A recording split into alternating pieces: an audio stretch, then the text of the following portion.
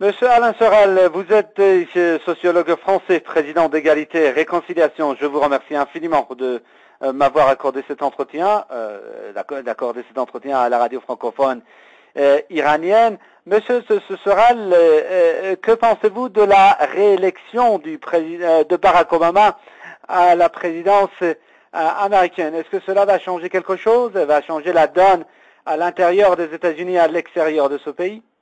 Écoutez, j'ai beau essayer de m'enthousiasmer et de m'intéresser même à cette élection, ça ne m'a absolument pas touché à aucun moment. J'ai eu la certitude de bout en bout que l'élection de l'un ou de l'autre ne changerait strictement rien aux fondamentaux de la politique américaine, c'est-à-dire sur le plan de la politique économique ou de la politique extérieure. Et c'est d'ailleurs la première fois de ma vie que je ne ressens aucune émotion, puisque tout est, je dirais, émotionnel maintenant dans les élections des démocraties avancées. Je n'ai strictement rien senti. Vous voyez, c'est un peu comme quand on voit le 27e James Bond, on a un effet de lassitude et d'apathie. Vous voyez, donc déjà, si je parle de mon ressenti, je n'ai rien ressenti du tout à la réélection d'Obama. J'ai l'impression qu'il ne s'est rien passé. Et je crois que si je fais une analyse froide et objective, j'arriverai à la même conclusion. Et pourquoi vous avez eu en fait un tel ressentiment? Parce que le système de la démocratie représentative, qui finit toujours avec deux candidats, un démocrate, un républicain, tel que les États-Unis sont en train d'ailleurs de l'imposer à la France progressivement, est un système qui a verrouillé toute alternative, je dirais démocratique au sens sérieux, c'est-à-dire alternative de gestion, alternative de vision politique et géopolitique. Donc on sait que de toute façon ces deux candidats étaient financés à peu près par les mêmes puissances. Ils avaient à peu près, c'est-à-dire qu'aujourd'hui les puissances oligarchiques mettent autant d'argent sur l'un que sur l'autre pour être sûr de gagner la course, et qu'on sait que sur les grands fondamentaux, aucun n'aurait été en rupture en politique étrangère avec le soutien à Israël, aucun n'aurait été en rupture, par exemple, avec la domination du capitalisme financier de Wall Street. On le sait, aucun des deux n'a les moyens de le faire. Je crois que le dernier président qui a essayé de le faire, c'était en 1963. Il s'est fait assassiner à Dallas, et depuis, progressivement, chaque président après l'autre s'est soumis un peu plus aux injonctions, je dirais, de la puissance sioniste et aux injonctions de la puissance bancaire, de la puissance financière. Donc là, on arrive à un stade où, de toute façon, il n'y a plus aucune marge de manœuvre, plus en fait aucun inconnu politique, plus aucune liberté politique et donc plus aucun pouvoir politique pour le président élu. Voilà, on sait qu'il n'est que la stricte addition de ses sponsors et des intérêts qu'il représente, je dirais, au-delà de lui, malgré lui et pratiquement sans lui.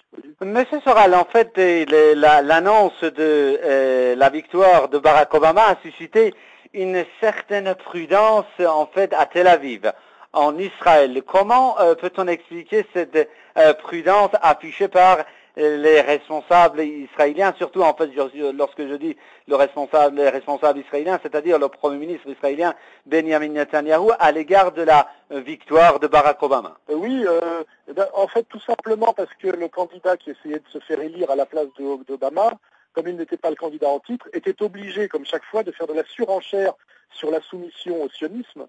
Et donc effectivement, Obama était un peu moins radical dans son discours que le candidat dont j'ai déjà oublié le nom, l'autre là, qui va disparaître, parce qu'aux États-Unis, le candidat perdant disparaît après. On n'entend plus jamais parler de lui. Vous pouvez le vérifier avec Kerry, avec Gore, etc. Donc le candidat qui voulait prendre la place de celui qu'il a déjà était obligé d'être plus sioniste que l'autre. Donc en fait, les sionistes jouent le jeu aussi et disent finalement Obama serait peut-être moins pro-israélien que l'autre, ce qui est une escroquerie, parce que Obama s'est soumis absolument depuis le pouvoir, et malgré ses positions justement de début de mandat, de premier mandat, s'est soumis à toutes les injonctions de Tel Aviv et du plus puissant lobby sioniste américain, qui est le plus puissant lobby de la politique américaine. Donc je pense que tout ça est un peu du théâtre, et peut-être qu'on peut dire effectivement que si l'autre, dont j'ai déjà oublié le nom exprès, était passé, peut-être que l'Israël espérait que l'autre irait plus vite en guerre contre l'Iran et qu'avec Obama, ça va peut-être traîner un peu plus. C'est peut-être des petites différences comme ça, vous voyez, mais si ça se trouve, en fait, René faisait, comme je le dis, de la surenchère pro-guerre et pro-sioniste pour essayer d'attirer un peu plus de sympathie que l'autre, pour essayer de prendre la place, parce qu'il sait exactement comment fonctionne le sponsoring politique aux États-Unis.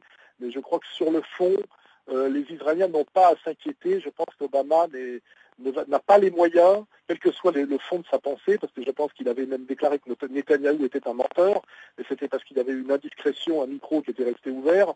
Quel que soit son mépris pour Netanyahou, je pense qu'il est à peu près équivalent à tous ceux des honnêtes hommes de la planète. Personne ne peut avoir de sympathie profonde pour Netanyahou à part les sionistes et les gens qui se prennent pour membres du peuple élu. Il fera quand même exactement ce que Netanyahou exige, en renaclant, en traînant des pieds, mais il y viendra forcément car il n'a pas les moyens de s'y opposer. Voilà.